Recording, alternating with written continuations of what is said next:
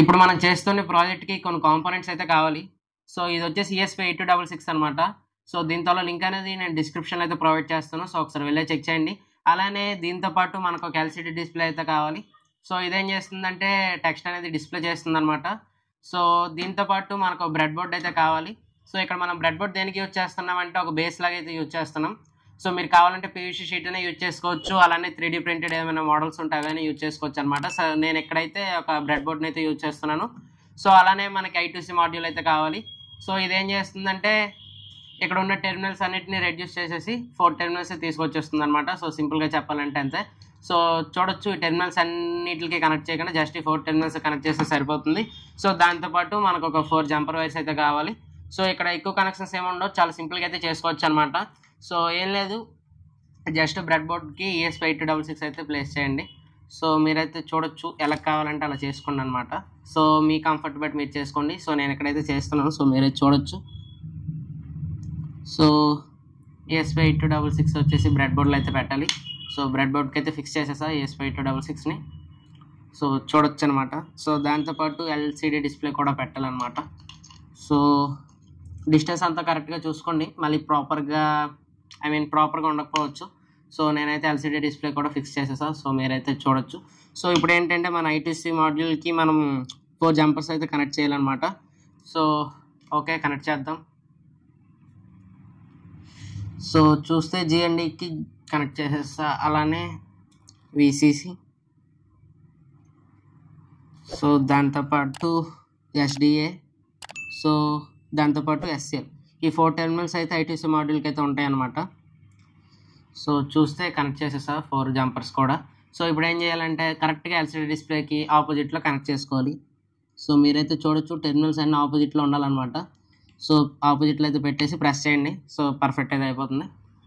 So చూస్తే అప్పుడు అయిపోయాయి అనమాట కనెక్షన్స్. సో ఇక్కడ ఏం లేదు, జస్ట్ ఈ 4 జంపర్స్ని 4 పిన్స్కి అయితే కనెక్ట్ చేసేయడమే. సో ఇక్కడ మనకి I2C మాడ్యూల్లో GND అని ఉంటుంది. సో అది మనం తీసుకెళ్ళి ESP8266లో ఉన్న GNDకి అయితే కనెక్ట్ చేయాలి. సో చూస్తే కనెక్ట్ చేసేసాను నేనైతే. సో దాంతోపాటు అలానే VCC అని చెప్పేసి అయితే ఉంటుంది. సో అది వచ్చేసి మనం VANకి అయితే కనెక్ట్ చేయాలి. సో అది కూడా కనెక్ట్ చేసేసా. సో నెక్స్ట్ వచ్చేసి SDA అని చెప్పేసి ఉంటుంది. సో అది వచ్చేసి మనం D2కి అయితే కనెక్ట్ చేయాలి. సో D2కి అయితే కనెక్ట్ చేసేసా. అలానే SCL అని చెప్పేసి అయితే ఉంటుంది. సో అది వచ్చేసి మనం D1కి అయితే కనెక్ట్ చేయాలి. సో అది కూడా కనెక్ట్ చేసేసా అనమాట. సో చూడొచ్చు మీరు కూడా పిన్స్ అనేవి టైట్గా ఉండేలా అయితే చూసుకోండి, లూజ్గా ఉంటే మేబీ అవ్వకపోవచ్చు. సో డేటా ప్రాపర్గా వెళ్ళకపోతే టెక్స్ట్ అనేది ప్రాపర్గా రాదనమాట. సో అది ఒకటే ఇష్యూ. సో ఏంటంటే వైర్స్ అన్నీ కూడా ప్రాపర్గా పెట్టుకోండి ఎలా కావాలంటే అలా. సో నేనైతే ఇలానే వదిలేస్తున్నాను, మీరు కావాలంటే చేంజ్ చేసుకోవచ్చు అనమాట ఎలా కావాలంటే అలాగా. సో చూస్తే నేను అలా పెట్టుకున్నాను నీట్గా, కొంచెం నీట్గా ఉంటుందని చెప్పేసి. సో అంతే, ఇంకేం లేదు. సో ఓకే, పెట్టేసా, అయిపోయాయి అనమాట. సో కనెక్షన్స్ అన్నీ అయితే కంప్లీట్ అయిపోయాయి. సో ఇప్పుడు దీనికి మనం ప్రోగ్రామింగ్ చేద్దాం, అలానే సర్క్యూట్ డయాగ్రామ్ కూడా క్రియేట్ చేద్దాం అనమాట. మనం సర్క్యూట్ డయాగ్రామ్ అయితే డిజైన్ చేద్దాం అనమాట. సో దీంతో లింక్ అనేది డిస్క్రిప్షన్లో అయితే ప్రొవైడ్ చేస్తాం. సో ఒకసారి వెళ్ళైతే చెక్ చేయండి. సో ఈ సర్క్యూట్ డయాగ్రామ్ ఎందుకు డిజైన్ చేస్తున్నాం అంటే చాలామంది స్టార్టింగ్ స్టేజ్లో ఉండుంటారు. సో వాళ్ళకి అర్థం అవడం కోసమే.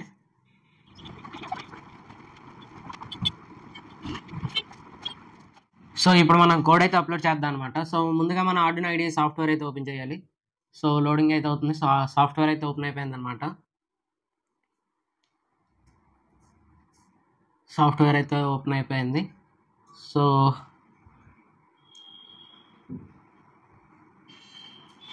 సో ఇలా అయితే వస్తుందన్నమాట. సో దీనికి ముందు మనం ఏం చేయాలంటే ఒక USB కేబుల్ తీసుకొని మన ప్రాజెక్ట్కి అయితే కనెక్ట్ చేయాలి.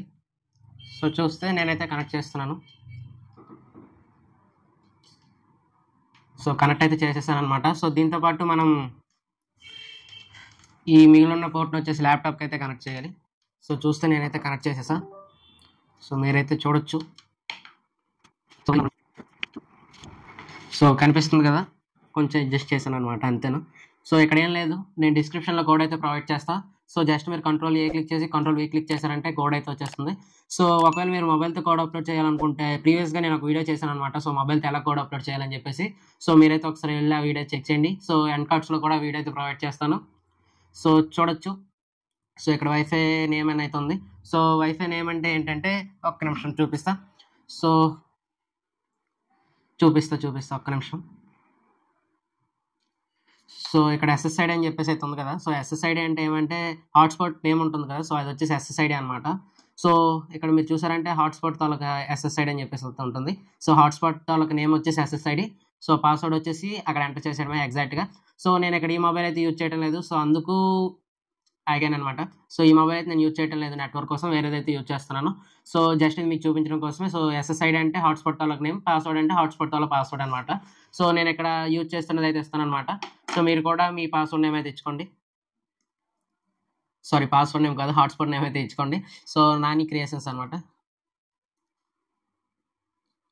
సో పాస్వర్డ్ వచ్చేసి 25802580. సో అంతేనమాట. జస్ట్ రెండు చేంజ్ చేసి మీరు కోడ్ అప్లోడ్ చేసేస్తే సరిపోతుంది. సో మీరు ఇప్పుడు జస్ట్ ఏం చేయాలంటే, సో పాస్వర్డ్ని నేమ్ని ఒకసారి కరెక్ట్గా చెక్ చేసుకోండి, క్యాపిటల్ లెటర్స్ స్మాల్ లెటర్స్. ఒకవేళ ఏమైనా రాంగ్ ఉంటే కనెక్ట్ అవ్వదు అనమాట. సో కోడ్ అప్లోడ్ చేసే ముందు టూల్స్లోకి వెళ్ళి మన బోర్డు అయితే సెర్చ్ చేసుకోవాలి. మనం వచ్చేసి ESP8266 అయితే యూజ్ చేస్తున్నాం. సో అందులో యూజ్ చేస్తున్న మోడల్ వచ్చేసి 12E అనమాట. సో సెలెక్ట్ చేసుకోండి. సో అలానే దాంతోపాటు కామ్ కూడా సెలెక్ట్ చేసుకోండి అనమాట. So COM3.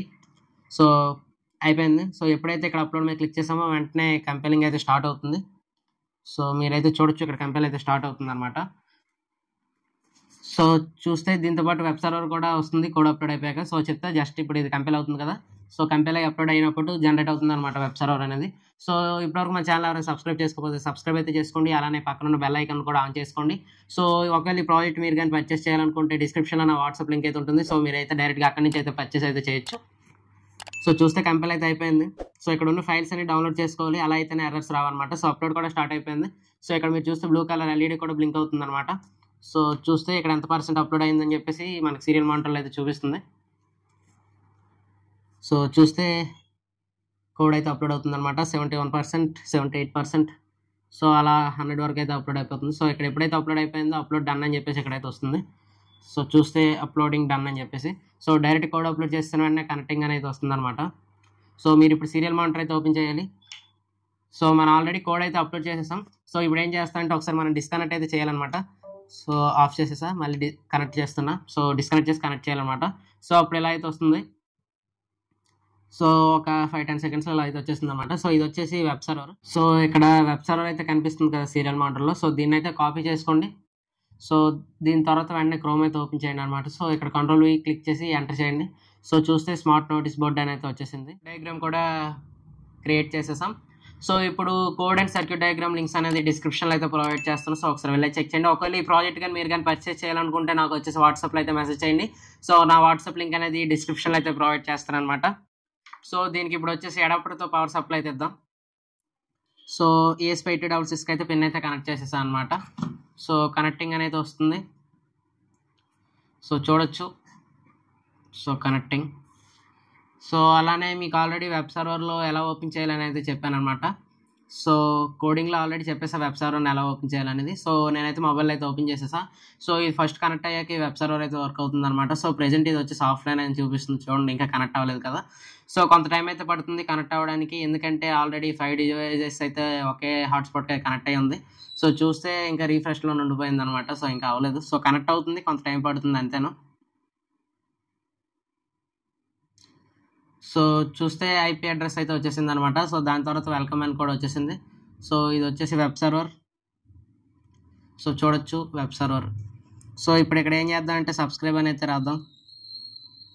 సో ఇప్పటివరకు మన ఛానల్ ఎవరైనా సబ్స్క్రైబ్ చేసుకోకపోతే సబ్స్క్రైబ్ అయితే చేసుకోండి. సో చూస్తే సబ్స్క్రైబ్ అని వెంటనే సబ్స్క్రైబ్ అని అయితే వచ్చిందనమాట. So smart notice board. So update message మీద క్లిక్ చేసేసరికి స్మార్ట్ నోటీస్ బోర్డ్ అని అయితే వచ్చింది. సో అలానే లైక్ చేయండి, షేర్ చేయండి, సబ్స్క్రైబ్ చేసుకోండి. So like, share, subscribe live అనమాట. సో మీరైతే చూడొచ్చు, ఎటువంటి టైం డిలే లేకుండా వెంటనే టెక్స్ట్ అనేది డిస్ప్లే అవుతుంది. సో మీరైతే చెక్ చేయొచ్చు అనమాట. ఇలాంటి ప్రాజెక్ట్స్ కోసం ఒకసారి మన ఛానల్ అయితే చెక్ చేయండి. ఇంకా ఛానల్ ఎవరైనా సబ్స్క్రైబ్ చేసుకోకపోతే సబ్స్క్రైబ్ అయితే చేసుకోండి. Thank you for watching. Please do like, share and subscribe. Bye bye guys, next వీడియోలో కలుద్దాం.